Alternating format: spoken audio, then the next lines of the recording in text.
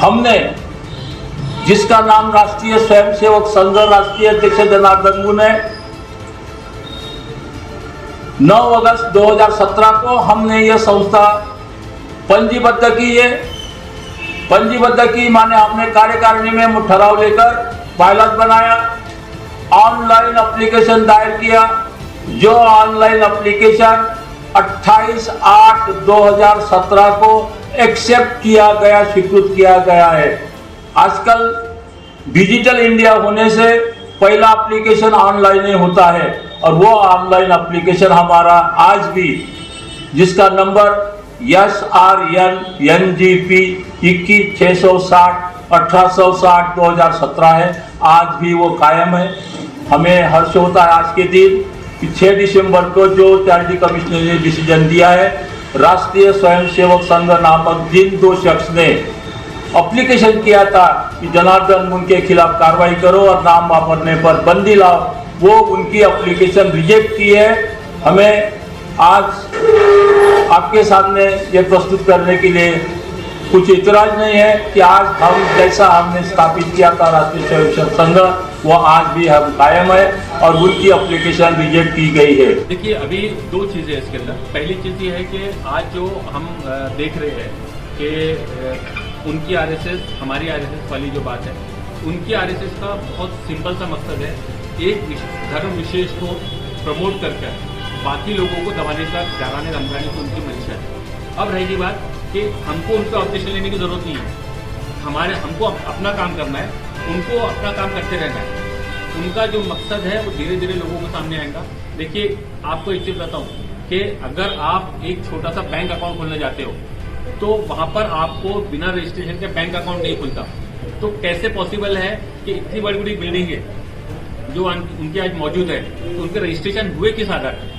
अभी हमारा सबसे पहला ऑब्जेक्शन ये है। दूसरा ऑब्जेक्शन ये है कि उस जो हेडक्वार्टर, जो जिसको संघ मुख्यालय बोलते हैं, वहां पर जो हथियार रखे हैं, उन हथियारों पर लाइसेंस दिया किसने उनको, किसने उसको परमिशन दिया? हमारा ऑब्जेक्शन ये है। जो रोड पे लोगों को डराने के लिए वो दशहरे के दिन पथ संचालन करते हैं, इंडिया के अंदर कानून है कि आप पथ संचालन या फ्लैग मार्च तब कर सकते हो जब लोगों के में दहशत पैदा करना हो या लॉ एंड ऑर्डर का कहीं अगर कोई उल्लंघन होने की आशंका है, तो आप लोगों के दिलों में ये एहसास कराने के लिए कि कहीं पर भी आप यानी कोई गलत काम करोगे तो हम आप पे वापस अटैक कर सकते हैं। डराने के नाम पर अगर फ्लैग मार्च किया जाता है तो उनको फ्लैग मार्च की परमिशन दे कौन रहा है? वो किस लेटर हेड के आधार पर पुलिस कमिश्नर या बाकी लोगों से सिक्योरिटी लेके चल रहे हैं? मोहन भागवत को Z+ सुरक्षा देने के पीछे उनके पीछे क्या एविडेंस है? मोहन भागवत एक चलता हुआ आदमी है, आम आदमी है। अगर आज आम आदमी को Z+ सुरक्षा दे रहे हैं तो आपको और हमको भी Z+ मिलनी चाहिए।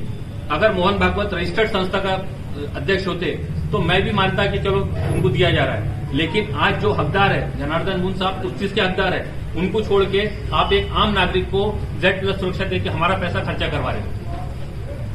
ये हमारा ऑब्जेक्शन है। उनके कार्यक्रम जो है आने वाले समय में वैसे ही कम होने वाले। आम्हीशे आले, परंतु आम्ही त्या उद्देशाने ही संस्था स्थापन केली नव्हती। त्यामुळे आम्ही 2017 पासून आजही त्याच नावाने कार्य सुरू आमचं आहे। सर, आरएसएस के जो भी प्रोग्राम होंगे तो आप वो प्रोग्राम अटेंड करोगे क्या? आरएसएस यानी आप हमारी आरएसएस के कार्यक्रम को अभी ऑर्गेनाइज करना है, उसके लिए कोई बाहर से आने की जरूरत नहीं है। हमारे जो जजमेंट है वो आरएसएस के नाम से अगर कोई प्रोग्राम करता है उस पर आपका ऑब्जेक्शन होगा।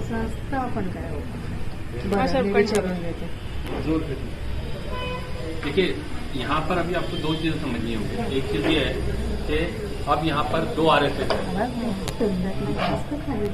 एक जो पहले 1925 में उन्होंने स्थापित किया था, जिसका कहीं पर भी कोई रजिस्ट्रेशन या किसी तरह का कागजात नहीं है, और एक वो आरएसएस है जो 2017 में स्थापित हुई है, जिसमें बाकायदा ऑनलाइन रजिस्ट्रेशन है। आप इस कॉपी को अगर आप पढ़ते हो तो आपको पता चलेगा जजमेंट इसी पे आया है। उनका जो ऑब्जेक्शन था कि उन्होंने काफी सारे फोटोज, काफी सारे एविडेंस वहां पर प्रूफ के रूप में दिया कि हम सार्वजनिक रूप से वहां पर खुलेआम कार्यक्रम ले रहे हैं राष्ट्रीय स्वयंसेवक संघ के नाम से। तो जज ने यही पूछा कि इस पे आपका क्या बोलना है। तो हमने पहली बार उनको यही कहा कि साहब वो जो है 1925 में जो रजिस्टर्ड हुई है संस्था, आप जो 1925 की जो आरएसएस है तो नॉन रजिस्टर्ड है, जिसका आपके ही कार्यालय से हमको कागज दिया गया है कि रजिस्टर्ड नहीं है। उसके आधार पे ही हमने 2017 में ऑनलाइन रजिस्ट्रेशन किया। अब ये जो लोग बार बार ऑब्जेक्शन ले रहे हैं, तो ये ऑब्जेक्शन इनके लेने के पीछे कारण क्या है हमको नहीं मालूम, लेकिन वो हमारी संस्था के मेंबर नहीं है, इसलिए हम उनके किसी भी सवाल का जवाब देने के लिए एप्लीकेबल नहीं है। ये बात हुई। उसके बाद उनके तरफ से ये बोला गया कि हाई कोर्ट, सुप्रीम कोर्ट में ये फैसला और चैरिटी कमिश्नर ने 2017 में ये फैसले को रिजेक्ट किया था, एप्लीकेशन को डिनाई किया है। तो उनको हमने बताया कि साहब जब 2017 में जैसे रजिस्ट्रेशन बिल हमने डाला था, उस वक्त में उनके तरफ से एक गुंडलवाल करके एक वकील थे जो चंद्रपुर से आए थे। उन्होंने कहा चंद्रपुर से हमारा संस्था रजिस्टर्ड है, आरएसएस के नाम से रजिस्ट्रेशन है। जब हमने उनसे एविडेंस मांगा तो आज तक उन्होंने चैरिटी कमिश्नर को एविडेंस लाके दिया नहीं, और वही गलतफहमी के चलते उस वक्त की जो डिप्टी चैरिटी कमिश्नर थी श्रीमती पत्रे मैडम, उन्होंने यानी सोसाइटी एक्ट की 3(1) जो धारा है उसका हवाला लेते हुए, और स्टेट गवर्नमेंट का एक जीआर है जिसमें ये कहा गया है कि राष्ट्रीय भारतीय शब्द, आप समझिए इस बात को, भारतीय शब्द और राष्ट्रीय चिन्ह पे पाबंदी है, राष्ट्रीय शब्द पे कहीं पर भी पाबंदी नहीं है। पत्रे मैडम की तरफ से हमको ये बोला गया था कि ये जीआर के आधार पे आपको राष्ट्रीय शब्द हटाना पड़ेगा। तो हमने उनके इस फैसले के, और वो फैसला यानी जिस दिन हमारी डिसीजन की तारीख थी उसके 3 दिन पहले वो फैसला टाइप हो गया था। वो उस फैसले को लेके हम हाईकोर्ट गए।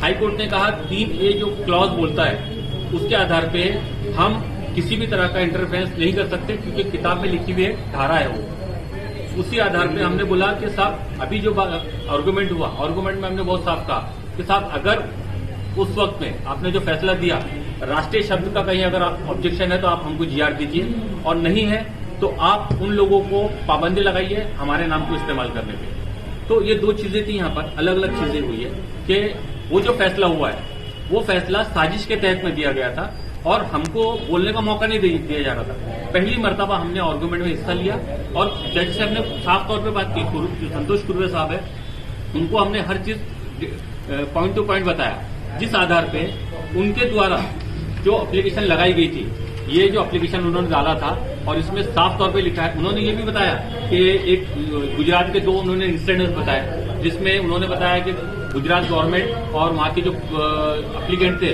उनके बीच में आर्गुमेंट था, तो उन्होंने आस्था के आधार पे उनको मान्यता दी है। तो हमने ये कहा कि साहब अगर आस्था के आधार पर मान्यता है तो मैं कल, मेरी आस्था जो है यहाँ के विधान भवन में है, तो आप वो उसका रजिस्ट्रेशन मेरे नाम से करा दीजिए। बोले साहब वो कैसे हो सकता, तो मैंने बोला साहब जब वो नहीं हो सकता तो बिना कागज के आप उनको कैसे मान सकते हो। और रही बात कि आज भी हम उनको बोल रहे हैं, जो बार बार हमारा यही बोलना है कि राष्ट्रीय शब्द जो तुम बदलने के लिए बोले थे और सुप्रीम कोर्ट में एप्लीकेशन को यानी एक्सेप्ट ही नहीं किया गया, तो वहां रिजेक्ट होने का सवाल ही नहीं ना। मैं अगर आऊं यहाँ पर आपके ऑफिस में और आपके क्लर्क ने चपरा ने बाहर बैठे हुए चौकीदार ने मुझे बोला कि आप अंदर नहीं जा सकते, तो क्या मैं रिजेक्ट हो गया? उन्होंने उसका हवाला बार बार दे रहे हैं। पिछले बार बहुत सारे पेपरों में बाकायदा छापा गया था कि जनार्दन मून की हाई कोर्ट ने एप्लीकेशन रिजेक्ट किया। मैं उन पत्रकारों को आज रिक्वेस्ट करना चाहूंगा कि वो ये जजमेंट पढ़े और आज छाप के दिखाए कि वाकई में उनमें हौसला है, और अगर वो सच्चे हैं तो हमारी इस खबर को छाप के दिखाए कि मोहन भागवत की आरएसएस को के नाम वाली एप्लीकेशन को रिजेक्ट किया गया।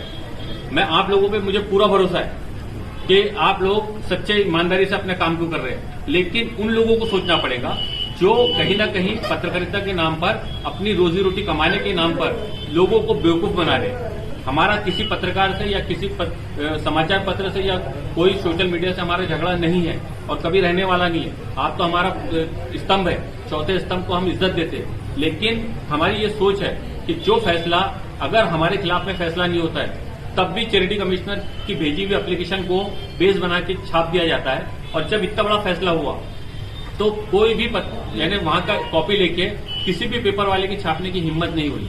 इससे आप समझ लीजिए कि यहाँ किस लेवल की गुंडागर्दी चालू है और किस तरह का दबाव के अंदर यहाँ पर तमाम चीजों को किया जा रहा है। आज जो चीजें हम यहाँ पर आपके सामने लेके आए हैं, ये ऐतिहासिक फैसला है।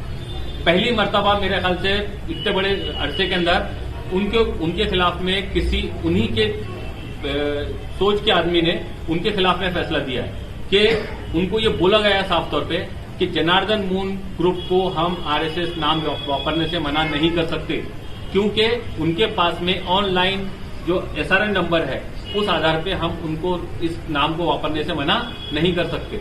उसकी कॉपी इसमें बहुत स्पष्ट तौर पे लिखी हुई है और उनकी जो एप्लीकेशन थी, पिछले बार की एप्लीकेशन के आधार पे हमारे को सुप्रीम कोर्ट तक पहुंचाया था। इस बार हमने उनको चैरिटी कमिश्नर से हल्ले नहीं दिया और उनकी एप्लीकेशन रिजेक्ट होने का सीधा मतलब है कि उनकी जो सच्चाई है धीरे धीरे बाहर आ रही है। अच्छा, फ्यूचर में अब जो है आरएसएस पूरा जो नॉन रजिस्टर्ड है मोहन भागवत जी की, ये कोई प्रोग्राम करेंगे आरएसएस के नाम से, राष्ट्रीय स्वयं सेवक संघ के नाम से, तो आप उसमें किस तरह से ऑब्जेक्शन लेंगे उनके प्रोग्रामों में? देखिए, अभी दो चीजें हैं इसके अंदर। पहली चीज ये है कि आज जो हम देख रहे हैं कि उनकी आरएसएस हमारी आरएसएस वाली जो बात है, उनकी आरएसएस का बहुत सिंपल सा मकसद है, एक धर्म विशेष को प्रमोट करके बाकी लोगों को दबाने का, डराने धमकाने की उनकी मंशा है।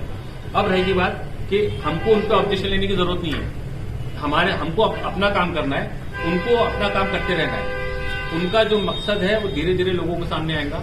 देखिए, आपको एक चीज बताऊं कि अगर आप एक छोटा सा बैंक अकाउंट खोलने जाते हो तो वहां पर आपको बिना रजिस्ट्रेशन के बैंक अकाउंट नहीं खुलता। तो कैसे पॉसिबल है कि इतनी बड़ी बड़ी बिल्डिंगें जो उनकी आज मौजूद है, तो उनके रजिस्ट्रेशन हुए किस आधार पर?